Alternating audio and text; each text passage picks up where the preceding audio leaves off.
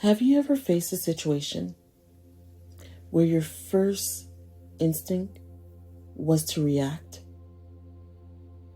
to push back, to prove yourself?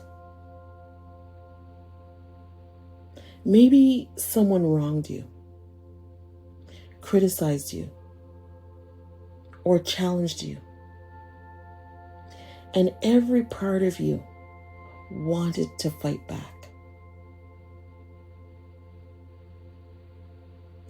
Today, we're going to talk about a different path. A path that can feel counterintuitive, but leads to peace, to strength, and to wisdom. It's about humility and how choosing it can actually silence destruction in your life. Humility isn't about weakness. It isn't about shrinking back or letting others walk all over you. It's about choosing restraint, even when every fiber of your being wants to lash out. Think about a moment in your life where anger bubbled inside you. Maybe someone dismissed your effort at work, at home, or in your friendships. The urge to retaliate, it's natural. But humility invites a pause, a breath, a step back. When we pause, we open a space for clarity. We step out of the heat of the moment and allow God's wisdom to guide our actions. This is what 1 Samuel 25 verse 33 illustrates. Not by coincidence, but by divine design. Showing us that humility can prevent situations from escalating. That it can protect us from the long-term consequences of reacting in pride or anger. There's strength in restraint. Think about it. When someone pushes against you and you immediately push back, the conflict often grows. Words are exchanged, emotions flare up, and the damage can be lasting.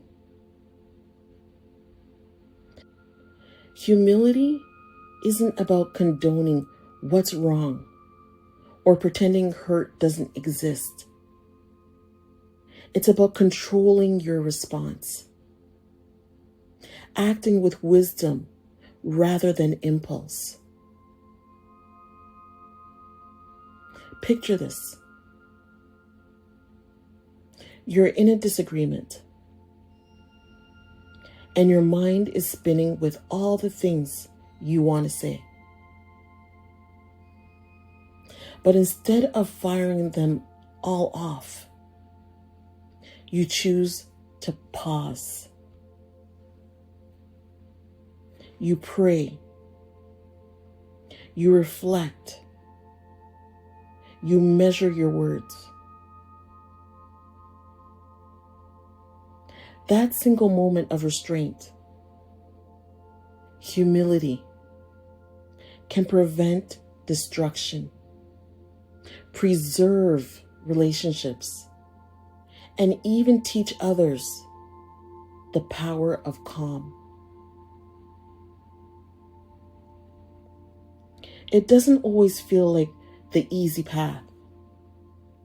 In fact, pride often whispers, You deserve to speak, to be heard, to get your point across. And that's true. But God is asking something deeper. Will you let me work through you? Humility becomes the channel for God's guidance, showing the world that strength isn't in shouting louder. It's in walking wisely. Humility shows itself in small moments too. It's not just for major conflicts. It's the way you listen when someone interrupts you. It's in the way you choose to let someone go first. It's in offering understanding instead of judgment. Every time you exercise humility, you're silencing a little destruction, stress, tension, resentment. And here's the thing, humility doesn't mean silence forever. It doesn't mean ignoring injustice. It means speaking with purpose, acting with discernment, and trusting that God's timing is perfect. In the story of 1 Samuel, we see how restraint and measured action avoided unnecessary conflict and positioned others, and even ourselves, for blessings that could not have been achieved in rashness.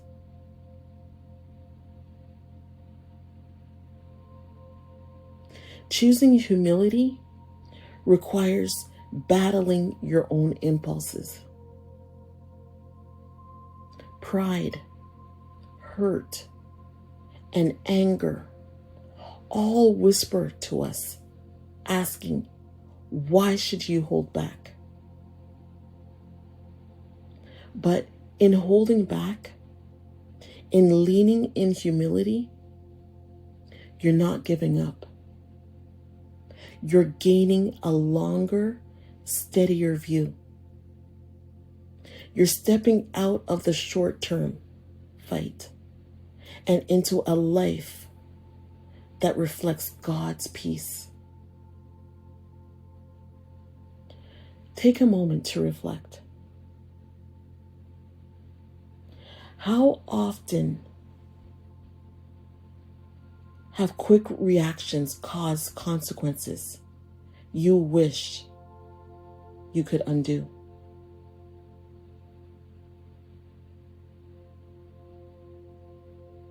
Humility allows us to avoid that. It allows us to choose the longer, better plan, better path. A path that honors God and protects our hearts.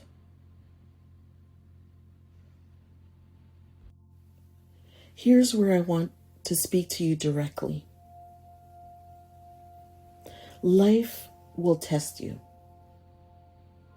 People will challenge you. Situations will provoke your anger. And yes, you'll feel the pull to strike back, to assert yourself, to claim your pride. But today, choose differently. Choose humility. It's in these moments when no one sees, when it's just you and God, that humility has the greatest impact. Not because others notice it immediately, but because God does. And God's notice has a ripple effect. It shapes your character, your relationships, and the way the world perceives you. You may feel weak at first, but humility is strength. It's a quiet power that silences destruction, protects what matters, and opens the door for God's work in your life. I want you to think of one situation in your life where humility could have changed the outcome. Where speaking less, listening more, or stepping back could have prevented conflict, hurt, or regret. Hold that in your mind for a moment.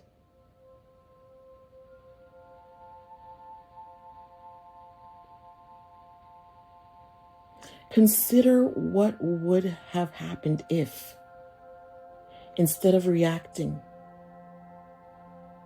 you chose humility.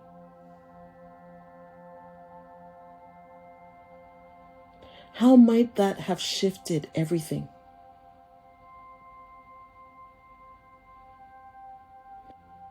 Humility doesn't erase the problem immediately.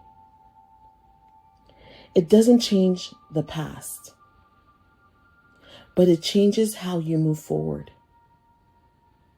It allows you to walk with God's wisdom guiding your every step. And in that walking, destruction is silenced. I want to leave you with this thought. Every time you choose humility, you are reflecting God's love. You are walking in the power He gives. You are silencing the destruction that pride, anger, and impulse would bring.